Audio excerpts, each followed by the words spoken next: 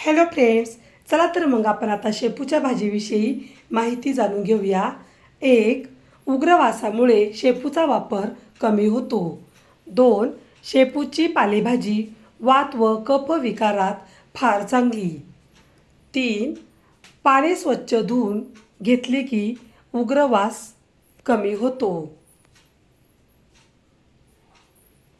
4. अग्निमाद्य, पोटफुगी, गॅस, कुपचन या विकारात लगेच गुण देणारी ही पालेभाजी आहे. सोबत जिरे, आले किंवा लसूण वापरावा. 5.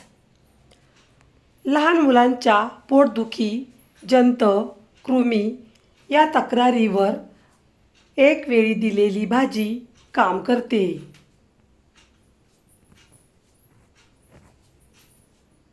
6. ज्या स्त्रियांना मासिक स्राव व्यवस्थित येत नसल्यास त्यांनी काही दिवस शेपूची पालेभाजी खावी. विटाळ नियमित होतो.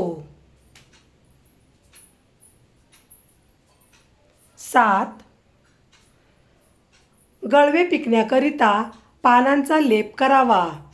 गंडमाळा विकारात पोटात घेण्याकरिता व बाहेरून पानांचा लेप अशा दोन्हीकरिता शेपूच्या पानांचा वापर करावा.